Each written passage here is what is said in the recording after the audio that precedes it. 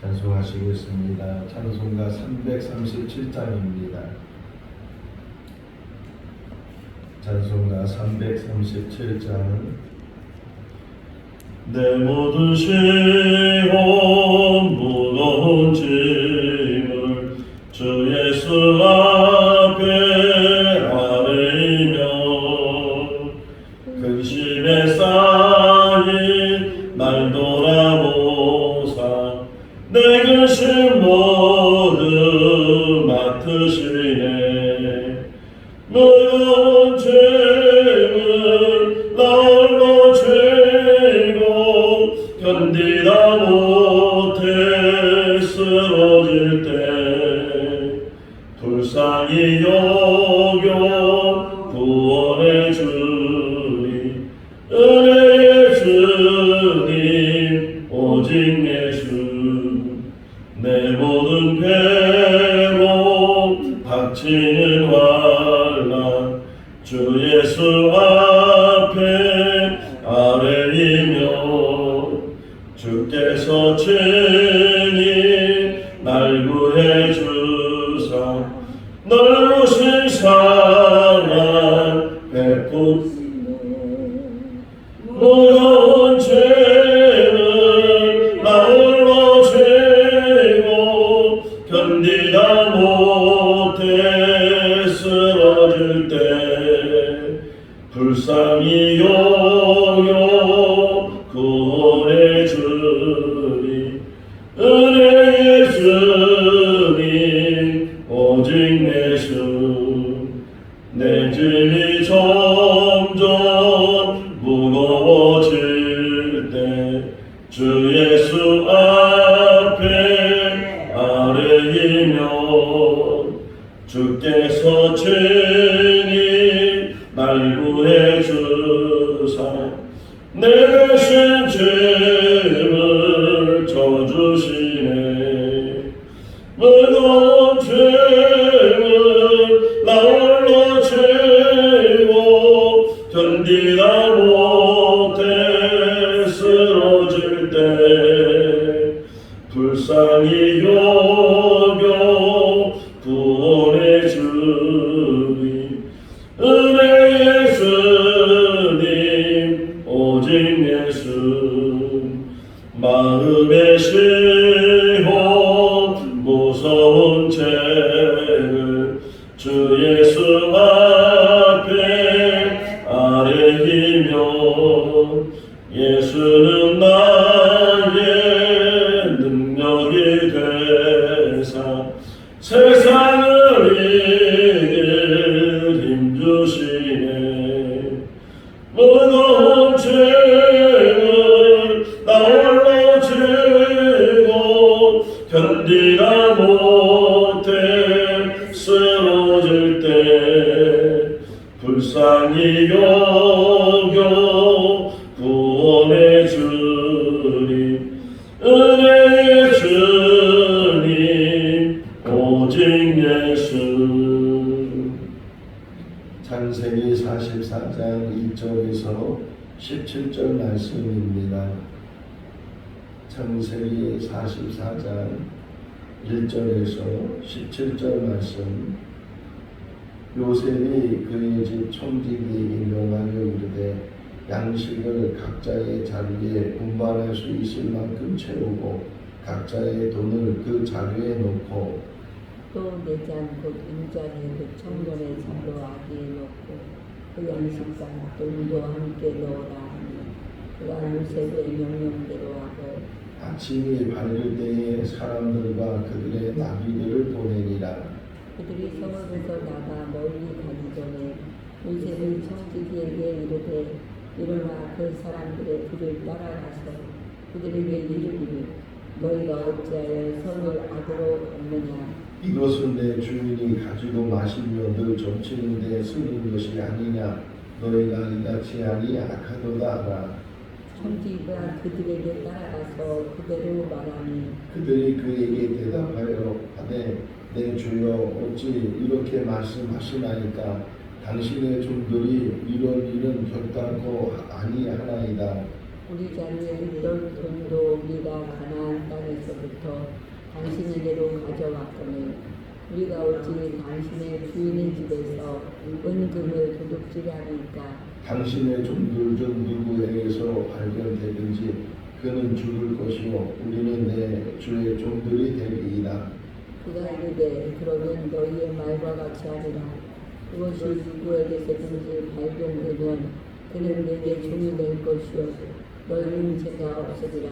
그들이 각각 급히 자루를 땅에 내려놓고 자루를 각기 푸니 그가 나이 많은 자에서부터 시작하여 나이 적은 자에게까지 조사하며 그 자리 베냐민의 자루에서 발견된지라. 그들이 옷을 찢고 각기 짐을 나귀에 싣고 손으로 돌아가니라. 유다와 그의 형제들이 요셉의 집에 이르니 요셉이 아직 그곳에 있는지라. 그의 앞에서 땅에 엎드리니 요셉이 그들에게 이르되 너희가 어찌하여 이런 일을 행하였느냐. 나 같은 사람이 손을 잘 치는 줄 너희는 알지 못하였느냐. 유다가 말하되 우리가 내 주께 무슨 말을 하오리까 무슨 설명을 하오리까 우리가 어떻게 우리의 정직함을 나타내리까. 하나님이 종들의 죄악을 차단하셨으니 우리와 이 잔이 발견된 자가 다 내 주의 무예가 되겠나이다. 같이요. 요셉이 이르되 내가 결코 그리하지 아니하리라. 잔이 그 손에서 발견된 자는 내 종이 되고 너희는 평안히 너희 아버지께로 도로 올라갈 것입니다. 아멘. 할렐루야. 제가 오래전에 미국 LA에서 한 몇 년 살았는데 그때 LA에 살면서 자동차 운전면허 시험을 보게 됐습니다. 제 친구가 연수를 시켜주면서 이제 어떻게 운전을 해야 되는지를 가르쳐 줬는데 그 친구가 저를 연수시켜주면서 마지막 하는 말이 미국에서 운전면허는 떨어뜨리려고 보는 시험이 아니고 붙여주려고 하는 시험이다. 이렇게 얘기를 했어요. 그래서 그 얘기를 듣고 조금 안심이 돼서 이제 운전면허 이제 시험장에 가서 필기 시험을 보고 또 실기 시험을 보는데 실기 시험을 보면서 2번을 떨어뜨리더라고요. 아니 그래서 제 친구 말에는 붙여주려고 시험을 본다고 하는데 왜 떨어뜨리는가 이렇게 제가 또 의아심이 생겼어요. 2번 떨어진 거는 차선 변경을 할 때 그때 떨어졌는데 그 차선 변경할 때 우리는 백밀러만 보면서 차선 변경을 하는데 그 미국에서는 시험 볼 때 아니 일반적으로 운전할 때 항상 고개를 돌려서 만약에 왼쪽으로 가면 왼쪽에 있는 쪽을 고개를 돌리고 오른쪽으로 가면 오른쪽으로 고개를 돌려서 흔히 말하는 사각지대 그러니까 백밀러엔 보이지 않지만 옆에 차가 있을 수 있으니까 차가 있는지 없는지 확인을 하고 그리고 차선 변경을 하라는 게 근데 우리는 습관적으로 그냥 백밀러만 보고 지금은 이제 사각지대에 차가 있으면 백밀러에 불이 들어와서 우리가 알 수 있지만 그 당시에 뭐 그런 장치가 없었으니까 고개를 돌리지 않으면 거기에 차가 있는지 없는지 확인이 안 돼서 운전면허 시험 볼 때 꼭 그렇게 하는지를 이제 확인을 하고 또 한 번 떨어진 거는 또 그때도 차선 변경이었는데 차선 변경을 할 때는 브레이크를 밟으면 안 된다는 거예요. 차선 변경할 때는 그 속도로 차가 없다는 걸 확인하고 변경할 수 있다고 하면 그 속도든지 아니면 좀 더 빠른 속도로 차선 변경을 해야 안전한데 우리는 습관적으로 또 더 안전하게 간다고 브레이크를 밟고 속도를 줄이고 그래서 차선 변경을 하면 갑작스럽게 또 차가 올 수도 있고 하기 때문에 그래서 2번 떨어졌는데 나중에 이제 합격을 하고 이제 운전을 하고 그러면서 그때 시험 봤을 때의 여러 가지 그 과정이 운전하는데 얼마나 큰 도움이 되는지 몰라요. 그러니까 제 친구 말이 맞았어요. 그러니까 이 운전면허 시험은 떨어뜨리려고 보는 시험이 아니고 붙여주려고 하는 시험이다. 붙여주긴 붙여주는데 운전을 안전하게 잘 할 수 있도록 그렇게 붙여주는 시험. 오늘 본문을 보면 이제 요셉이 자기 막내 동생 베냐민의 그 자료에다가 은잔을 그것도 이제 자기가 점치는 데 쓰는 그러니까 뭐 어떤 뭐 기능을 하는 그런 은잔인데 그거를 그 동생 자루에다가 숨겨두고 그리고 그것을 다시금 찾아내서 집으로 돌아가고 있는 그 형제들을 다시금 잡아오는 그런 이야기를 우리가 보고 있어요. 자, 그런데 한번 다시 생각해 보세요.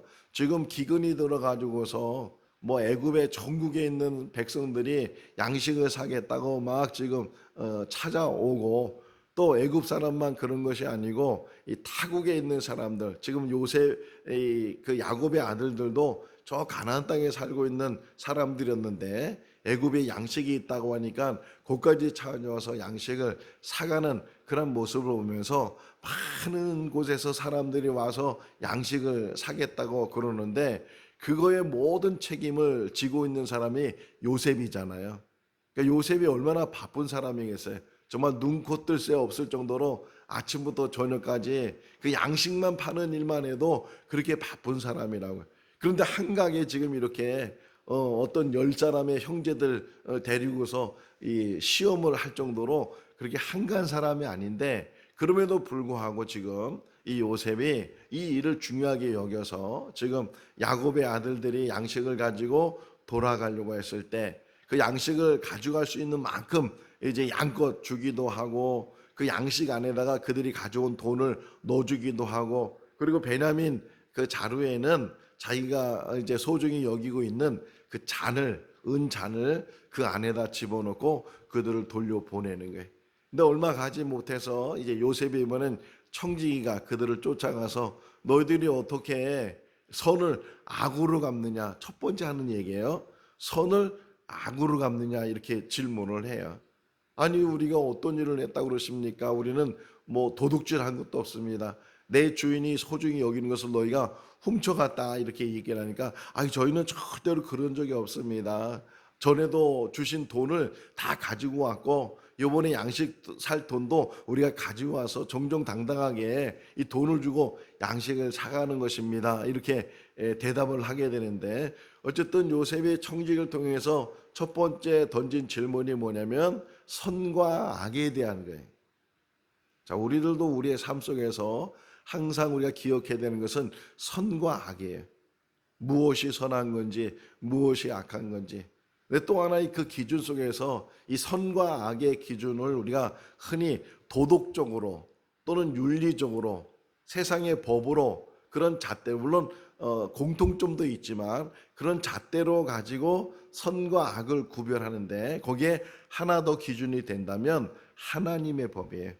그러니까 하나님이 선하다고 하시는 것, 하나님이 악하다고 하시는 것, 그것이 우리에게 분별할 수 있어야 된다. 솔로몬이 왕이 되면서 하나님 앞에 기브온에서 1000번째 제사를 드렸어요. 꿈에 하나님이 나타나서 솔로몬에게 너에게 무엇 주기를 원하느냐, 네가 원하는 게 뭐냐 이렇게 솔로몬에게 하나님이 말씀했을 때 솔로몬이 말하기를 선과 악을 분별할 수 있는 그런 마음을 달라는 게 뭐가 선한 건지 뭐가 악한 건지 그러면서 이제 나중에 하나 샘플적으로 이야기가 두 여자가 한 아기를 데리고 와서 서로 자기 아기라는 거예요. 자기 아기. 그러니까 원래는 두 여자가 다 아기가 하나씩 있었는데 한 여자가 잠을 자다가 그만 아기 위에 올라가서 그렇게 해서 아기가 질식사를 한 거예요. 그러다 보니까 이제 한 아기는 죽고 한 아기만 남았는데 그 죽은 아기의 엄마가 산 아기를 자기 아기라고 이렇게 뺏어가서 서로 이제 자기 아기라고 이야기했을 때 그랬을 때 솔로몬에게 데리고 왔어요. 솔로몬이 이 얘기를 다 듣고 나서 칼을 가져오라고 그러면서 그 칼을 가지고 저 살아있는 아기를 반으로 잘라가지고서 두 여자에게 반씩 나눠주라고 그랬을 때 정말 그 아기의 어머니가 그러지 말라고 그 아이를 살려주라고 제가 포기할 테니까 그 아이를 저 여자에게 주시라고 이렇게 이야기를 하고 또 한 여자는 그렇게 해달라고 잘라달라고 이양 서로 한 아이를 서로 자기 아기라고 얘기하니까 아예 반으로 잘라서 그래서 반씩 나눠달라고 아기를 자르면 어떻게 되겠어요? 죽는 거잖아요. 그래도 상관이 없다는 게 그 말을 다 들은 솔로몬이 그 아기의 어머니를 찾아내죠. 아기를 죽이지 말라고 했던 사람이 진정 어머니다 이렇게 얘기를 하면서 그래서 이것이 소문이 났다 이렇게 이야기를 하고 있는데 어떤 것이 선인지 어떤 것이 악인지 사람들이 말이 다 똑같을 때 하나님이 보실 때 이것이 선한 것인지 이것이 악한 것인지 분별하기가 쉽지 않잖아요. 세상적인 것 또 제가 이제 그 윤리를 배웠을 때 상황윤리라는 말이 상황에 따라서 이 윤리가 달라진다는 게 사람을 죽이면 좋은 일이 나쁜 일이에요. 잘못하는 일 나쁜 일이에요. 근데 전쟁터에 나가 사람을 죽이면 어떻게 돼요? 그 사람은 영웅이라고 하잖아요.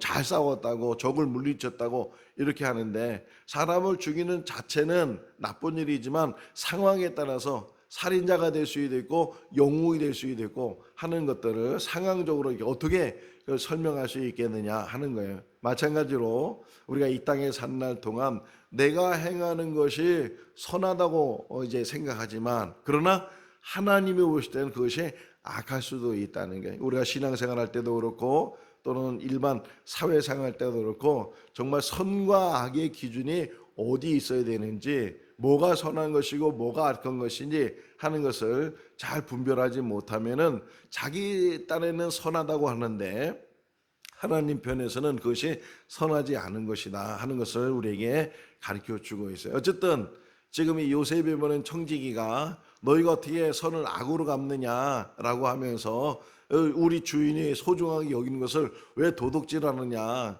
저희는 절대 그런 일이 없습니다. 혹이나 그걸 도둑질한 사람이 있다면 그는 죽을 것이고 그 나머지 사람은 다 당신 주인의 종이 될 것입니다 하는 이야기를 해요. 자, 이 이야기를 딱 들으면서 또 하나 생각나는 게 있었잖아요.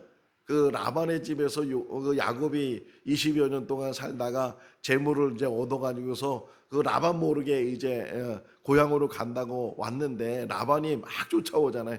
쫓아와서 마침 그 라헬이 라반이 가지고 있는 드라변을 훔쳐가지고서 갔기 때문에 그게 빌미가 되는 거죠. 라반이 야곱을 만나가지고서 아니 내가 소중히 여기는 그 드라뱀을 왜 훔쳐갔느냐 막 다그쳤을 때 야곱이 말하죠. 저는 절대 그런 일이 없습니다. 우리는 그런 일을 한 적이 없습니다. 만약 그 드라뱀이 나온다면 그는 죽을 것입니다. 그는 끌려갈 것입니다. 당신 마음대로 하십시오. 그 말하고 비슷하잖아요. 여기 보게 되면 절대로 우리는 그런 일이 없습니다. 이 야곱의 아들들이 이제 자신 있게 말하는 거예요. 왜? 전혀 그런 일이 없으니까. 자기들 행동으로는 그런 일이 없었어요.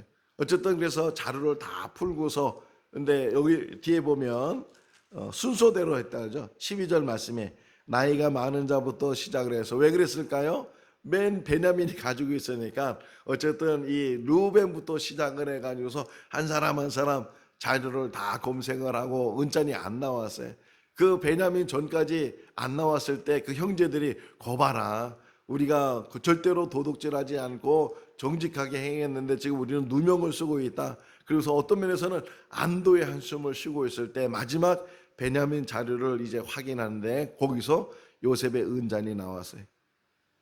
그러니까 하늘의 날벼락이지. 이 밝은 날에 날벼락이 떨어지는 것처럼 어떻게 이런 일이 일어나느냐고 막 옷을 찢어가면서 그들이 옷을 찢어가면서 울며 불며 이제 다시금 요셉의 집으로 가게 되는 그런 모습을 보게 돼. 시험하는 거잖아요 지금. 근데 이 사람들은 시험인지도 모르는 거야 지금. 이게 누명을 쓰고 이제 억울함을 당하고 이제는 결과적으로 뭐예요? 나왔으니까 그 은잔이 나온 사람은 죽을 것이고 그리고 나머지 사람들은 다 이제 총리의 노예가 될 것이고 이런 원통함과 애통함과 이런 슬픔 속에서 이런 낙심 속에서 이런 고통 속에서 지금 저들이 애굽 총리에게 이제 가고 있어요. 가서 요셉이 말하죠. 요셉이 기다리고 있었다는 거예요. 14절 말씀해 보니까 요셉이 이제 기다리고 있다가 마침내 그들이 돌아왔을 때 막 화를 내면서 어찌 너희가 이런 일을 했느냐. 내가 점을 잘 치는 자인 줄 모르느냐. 내가 그것 가지고 많은 좋은 일도 하고 많은 일들을 했는데 너희들이 그것을 훔쳐가느냐. 막 야단을 쳐요. 자, 그랬을 때 등장하는 인물이 누구예요? 16절 말씀해 보면 유다가 이제 등장을 해요. 유다가. 어떻게 보면 저 결과론이지만 지금 요셉은 형들을 시험하기 위해서 베냐민 자루에다가 은잔을 집어넣어서 그래서 그 은잔을 통해서 다시금 그들을 다 잡아오게 했는데 근데 이것이 그러니까 이런 위험한 일이 이런 위기가 오히려 한 사람에게는 기회가 됐는데 그 사람이 바로 유다예요. 이 일을 통해서 나중에 이 보게 되면 유다가 택함을 받는 그런 과정 속에서 이 이야기가 연결되어 있다는 게, 그 전에 이제 양식이 다 떨어지고 이제 애굽의 양식을 가지러 가야 되는데 야곱은 가라 그러지, 그 아들들은 못 간다 그러지, 베냐민을 보내주지 않으면 우리는 못 갑니다. 그럴 때 이 유다가 이제 앞장서서 아버지 베냐민을 보내주십시오. 제가 책임지겠습니다. 제 자신이 담보가 되겠습니다. 이 베냐민에게 무슨 문제가 생기면 제가 다 그것을 책임지고 제가 영원히 그 죄를 다 뒤집어 쓰겠습니다. 이제 그렇게 설득을 해서 유다가 베냐민을 데리고 형제들이 애굽에 내려가서 양식을 사러 왔단 말이에요. 근데 베냐민이 결국 그 자루에서 은잔이 나와서 이제 베냐민이 죽을 지경이 되고 심지어는 종이 되는 그런 상황이 됐을 때 다시금 유다가 등장을 해요. 자, 16절 한번 읽어볼까요? 유다가 말하되 우리가 내 주께 무슨 말을 하오리까? 무슨 설명을 하오리까? 우리가 어떻게 우리의 정직함을 나타내리까? 제약으로 찾아내셨으니 우리와 이 잔이 발견된 자가 다 내 주의 노예가 되겠나이다. 그래. 정말 어떻게 이걸 보여줘야 됩니까? 우리 흔히 그러잖아요. 어떤 억울함을 당했을 때, 야, 내 어떻게 이걸 끄집어내서 보여주냐? 이걸 이렇게 얘기하는 것처럼 지금 이 억울함 속에서, 이 누명 속에서 어떻게 설명도 할 수 없고, 설명할 수 있는 것은 이 은잔이 나온 것, 그것밖에 더 설명할 수 없는 상황에서 이들이 유다가 말하는 것 중에 아주 중요한 단어가 하나 나오는데 정직하다는 거예요. 우리가 어떻게 우리의 정직함을 나타내니까. 그 전에 이제 요셉이 팔려갔을 때, 도단에서 이 형들이 요셉을 팔았을 때 그들은 부정직했잖아요. 거짓말하고 속이는 자였고 아버지를 속여서 요셉이 입었던 태색 옷에다가 이 짐승의 피를 묻혀가지고서 그 옷을 가져가서 이거 요셉의 옷이 아니냐고, 요셉이 이게 짐승에게 찢겨 죽어온 것 같다고, 잡혀 먹은 것 같다고 이랬던 형들이잖아요. 이랬던 그 야곱의 아들들인데, 부정직했던 이들인데 20여 년이 지난 다음에 다시금 요셉을 만나는 그 요셉 앞에서, 요셉인지 모르지만 요셉 앞에서 그들이 말하기를, 유다가 대표적으로 말하기를, 이 일을 통해서 우리의 정직함을 어떻게 나타날 수 있겠습니까? 그러면서 그 다음에 한 말이 또 중요해요. 그러면서 그가 말하기를, 하나님이, 여기 나무절기, 하나님이 우리들의 죄악을 다 드러내십니다. 할렐루야. 하나님이 다 드러내신다는 게, 하나님이 다 드러내신다. 사도 바울이 말하기를 우리가 하나님 앞에 설 때에 직고한다 그래. 직접 다 구하는 거예요. 우리가 이 땅에 산 날 동안 감춰두었던 것, 숨겨두었던 것, 부끄러운 것, 수치스러운 것, 이런 것들이 세상에서는 드러나지 않지만, 다른 사람들은 알지 못하지만, 그러나 결국 그것이 다 드러난다는 거예요.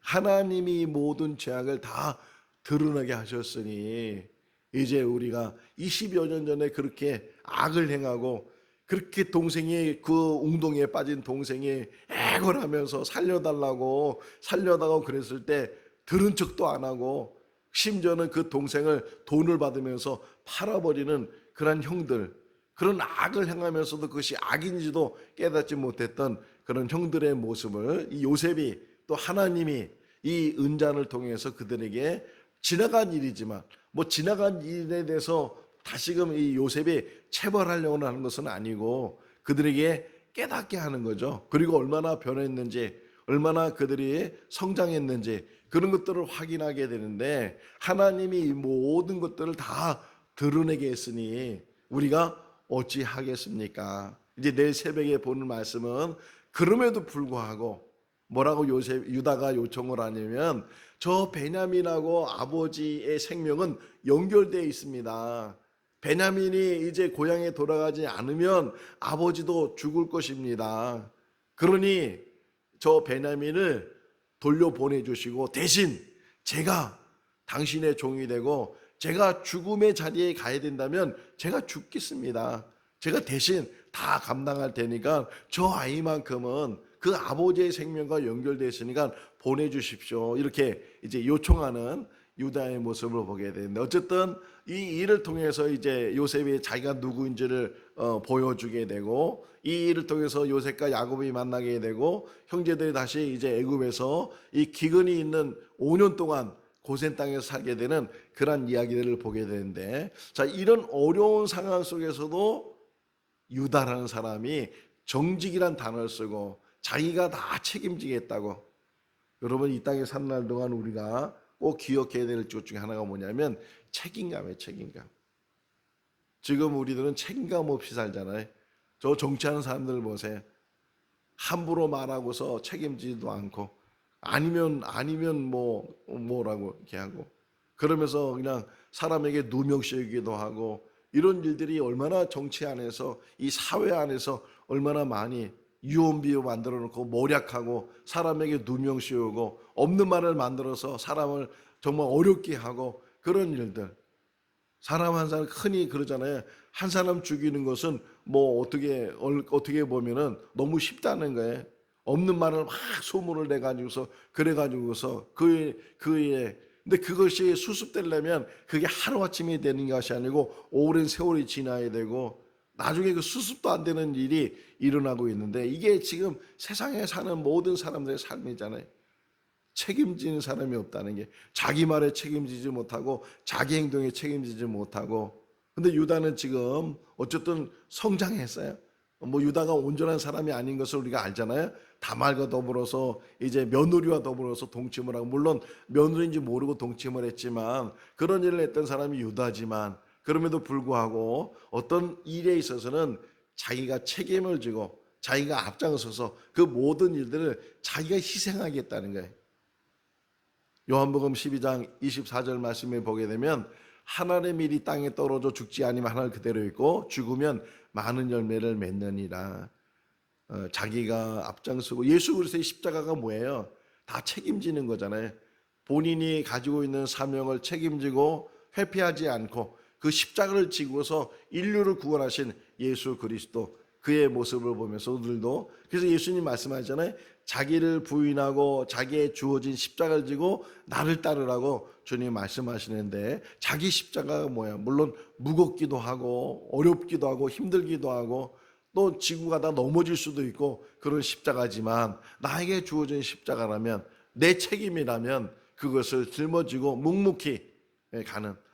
제가 한 달 전에 어느 모임에 가서 컨퍼런스에 갔다 왔잖아요. 가서 3박 4일 있는데, 거기 예배당이 요만해요. 예배당이 요거보다 좀 더 클 텐데, 그런 예배당에서 이제 예배도 드리고 또 묵상도 하고 그러는데, 그 문에 들어가면, 우선 큰 문에 들어가면 조그만 로비가 하나 있어요. 로비가 있는데 오른쪽에 이렇게 상이 하나 있고, 거기에 글씨 하나가 이렇게 조각된 글씨가 하나 있는데, 뭐라고 써있냐면 침묵이라고 써있어요.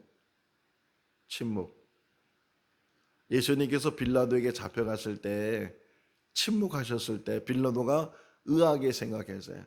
다른 죄인들은 잡아오면 자꾸만 변명하는 거예요. 자기는 그런 일 한 적이 없고 자기는 죄가 없고 자꾸만 자기를 설명하고 근데 예수님은 전혀 그러지 않았다는 거예요. 사람들이 막 누명을 씌우죠. 신성 모독죄를 졌다고, 반란을 일으키려고 한다고, 사람들을 막 모아서 폭동을 일으키려 한다고 막 그런 누명을 씌웠을 때도 예수님이 침묵하셨다. 빌라도가 그것이 이상하게 여기고 다른 사람과 예사로운 사람 같지 않다는 것을 그가 느끼게 됐는데, 이 땅에 산 날 동안 우리가 어떻게 살아야 되는지, 때로는 누명을 쓰기도 하고 억울함을 당하기도 하고, 때로는 그것 때문에 피해를 입지만 그걸 일일이 드러내서 싸워서 이긴들 그것이 이기겠어요? 이 땅에 산 날 동안 항상 하나님 말씀 붙들고 하나님 안에서 그 중심이 흔들림 없이 묵묵히 하나님 안에서 걸어가게 되면 분명히 그런 사람이 승리하게 될 줄로 믿습니다. 이 땅에 산 날 동안 자기의 주어진 일, 크고 작은 일이든 그 일에 대해서 특별히 말과 행동에 있어서 책임지고 그 일에 대해서 신중하고 또 자기가 한 말에 대해서는 책임질 수 있는 그런 삶을 산다면 분명히 그 안에 좋은 열매들이 맺어지게 되고, 지금은 억울함을 당하지만 후에는 그것이 더 좋은 열매들로 많이 맺어지게 될 줄로 믿습니다. 늘 믿음 안에서 승리해 나가는 우리 모두가 다 될 수 있기를 주님의 이름으로 축원합니다.